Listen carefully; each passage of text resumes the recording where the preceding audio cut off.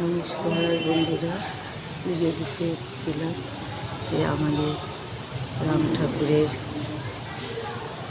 পুজো দিতে আজ এসেছিলাম। রাম ঠাকুরের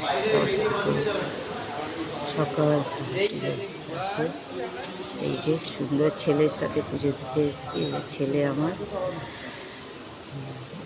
সব মাল নিয়ে বসে, ফুল নিয়ে বসে, এখান থেকে ফুল নিয়ে পুজো। এই যে দেখুন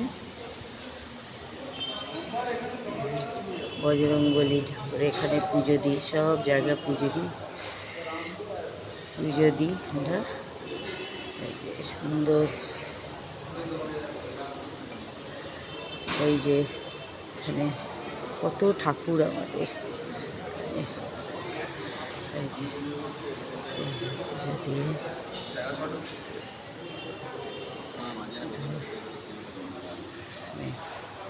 কত বড় জায়গা নিয়ে বিকেলবেলা এখানে মেলা বসে।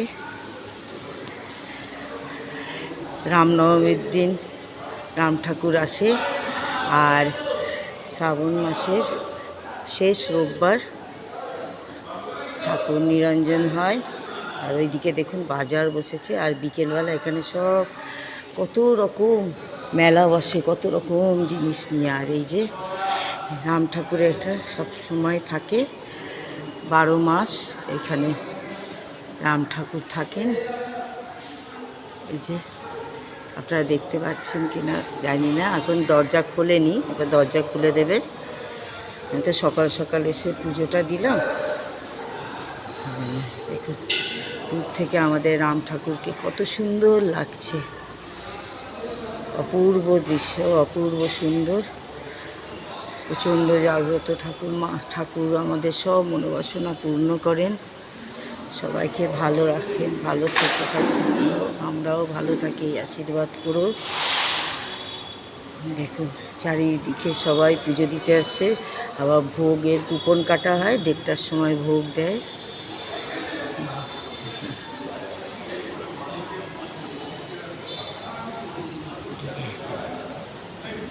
সুন্দর দৃশ্য। আজকে পুজো দিলাম, ভোগের কুপনও কেটেছি। আপনারাও কোনো সময় রামরাজাতলা এলে রাম ঠাকুরের দর্শন করবেন। ভালো 3 মাস যারা থাকেন এখানে। দেখুন খুব সুন্দর।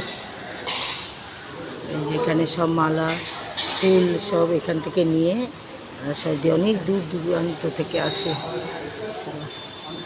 সবাই ভালো থাকবেন, সুস্থ থাকবেন।